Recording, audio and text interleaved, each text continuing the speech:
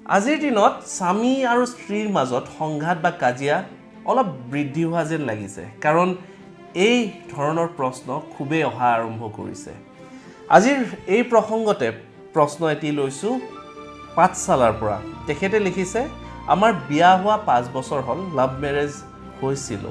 কিন্তু এতিয়া সদায় কাজিয়া আৰম্ভ হৈছে দিনে দিনে কাজিয়াৰ মাত্ৰা বাঢ়ি গৈছে ঘৰত শান্তি নোহোৱা হৈছে কি কৰিম একো ভাবি পোৱা নাই আপোনাক বহুবাৰ ফোন কৰিছোঁ কিন্তু ৰিচিভ কৰা নাই মেছেজো বহুতবাৰ কৰিলোঁ এইবাৰ শেষৰ বাৰৰ বাবে কৰিছোঁ কিবা এটা উপায় দিব পাৰিলে মই উপকৃত হ'ম নিজৰ ভন্টি বুলি মোক উপায় এটা দিয়ে যেন দাদা কি কৰিলে ভাল হ'ব মোক জনাব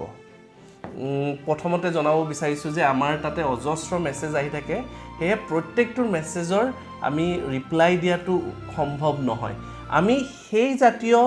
যিবোৰ প্ৰশ্ন থাকে তাৰে এটাই আমি উত্তৰ তাৰে পৰা বাছনি কৰি লওঁ যাতে তেওঁলোকৰ দৰে যিবোৰ উত্তৰ আছে যাতে সকলোৱে পাই যায় এতিয়া আহিছোঁ মূল বিষয়টোলে স্বামী স্ত্ৰীৰ মাজত যি সংঘাত এই সংঘাত আঁতৰাবলৈ প্ৰথমতে ডাঙৰ কামটো কৰিব লাগিব আপোনালোকে এজন অভিজ্ঞ জ্যোতিষীৰ দ্বাৰা আপোনালোক দুইজনৰে কুস্তিটো মিলাই ল'ব তাতে কিবা বিসংগতি থাকিব পাৰে তাতে কিবা নিয়ম বা প্ৰতিকাৰ থাকিব পাৰে তাৰ উপৰিও কিছু সৰু সুৰা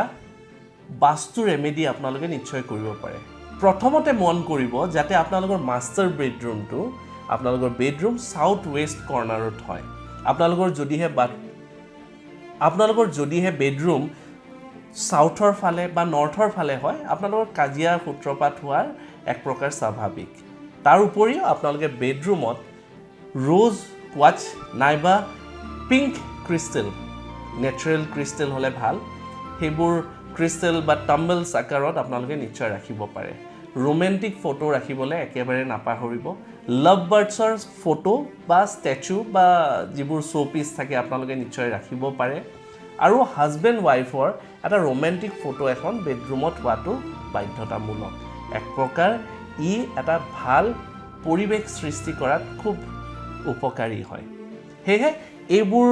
কাম আপোনালোকে নিশ্চয় কৰক আৰু লাহে লাহে আপোনালোকৰ মাজত এই সংঘাতবোৰ কাজিয়াবোৰ আঁতৰি অহাৰ